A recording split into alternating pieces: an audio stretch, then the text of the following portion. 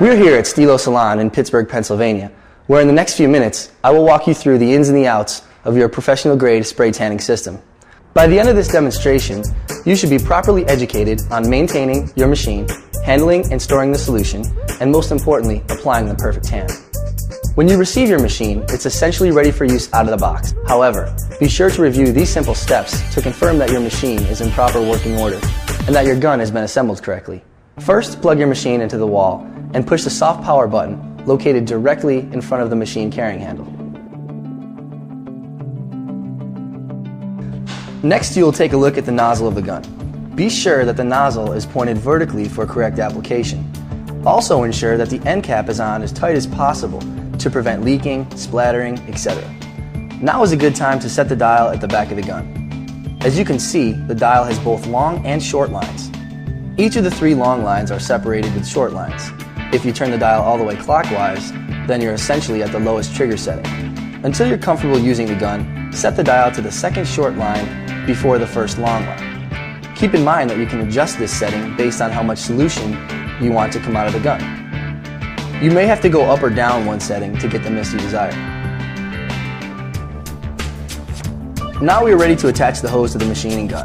As you can see, the connector ends of the hose are universal, so you really can't mess this part up. However, make sure that the hose ends are inserted as tightly as possible on both ends to prevent a blow-off. Great, almost ready to spray. But first I have to give you a crash course on Solution 101. As you may notice on the label, the solution should be kept in a cool, dry place.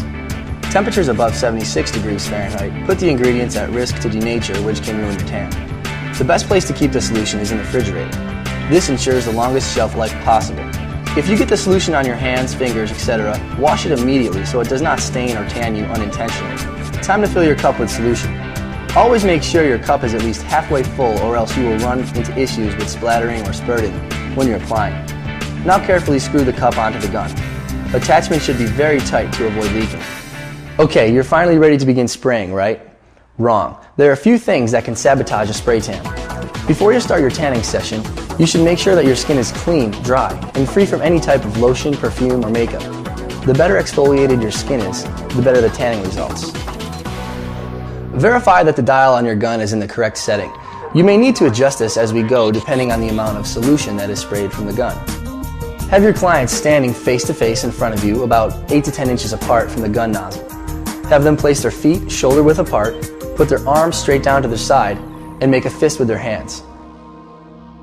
I have broken down the tanning session into 5 simple steps that, if followed correctly, will allow you to apply the solution rapidly and evenly. Step 1. Face and neck. Align the gun nozzle with the middle of the head and start at the top of the forehead, squeezing the trigger and moving the gun down the face, stopping at the base of the neck. Repeat this on either side of the face. Face and neck should take no more than 3 passes, 1 down the front and 1 down each side.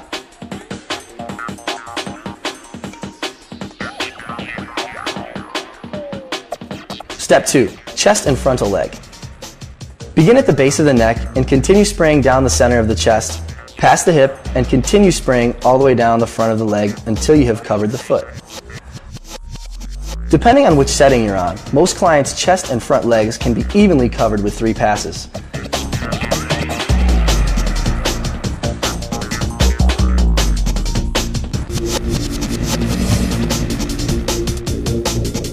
For your first few sessions, use a lower setting and make 3 passes at least.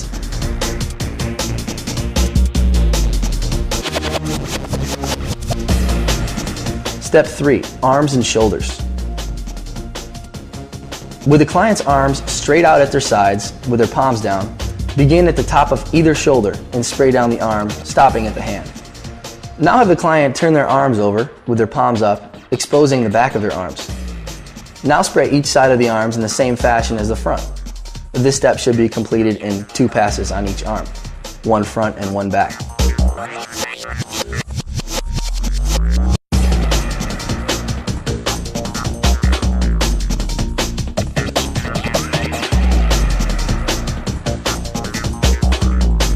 Step 4. Back, back of neck, legs, and arms. Position the nozzle of the gun at the top of the neck. Begin spraying from the top of the neck straight down the center of the back and release the trigger at the bathing suit line or at the buttocks of an unclothed patient. Next, start spraying at the top left or right of the back. This time, continue spraying in one fluid motion all the way down the back of the leg to the heel. Repeat this on the other side. Like the chest and front leg, this step occurs in 3 passes at least.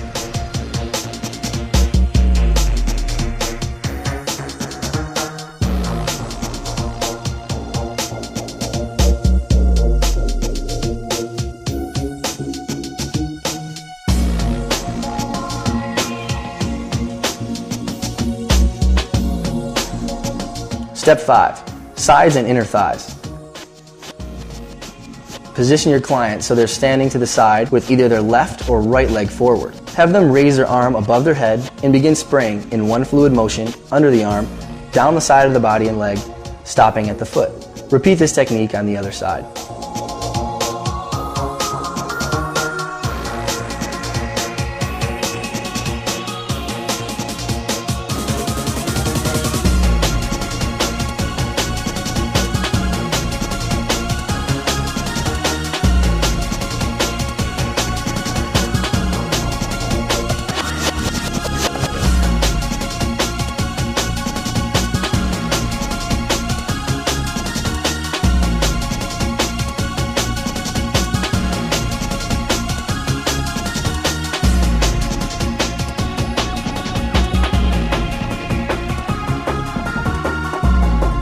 Once you have finished the complete body application, spend a minute or 2 allowing the air from the gun to dry the client.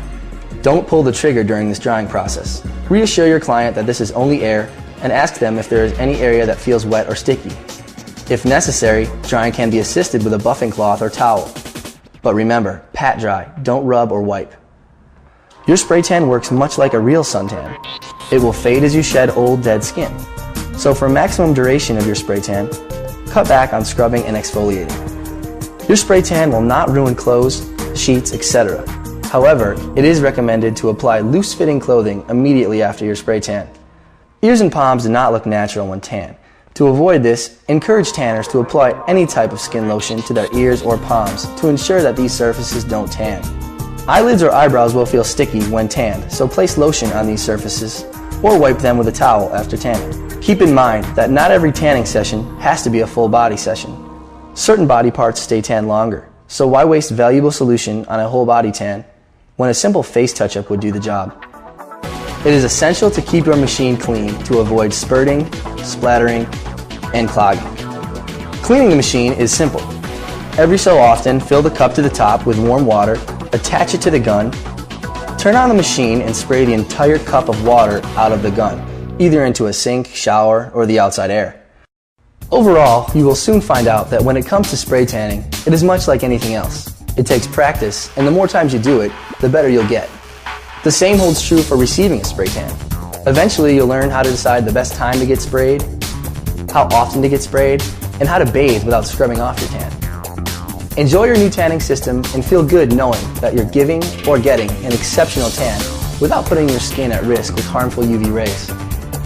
If you want to stay tan, healthy, and youthful, remember, spray, don't lay.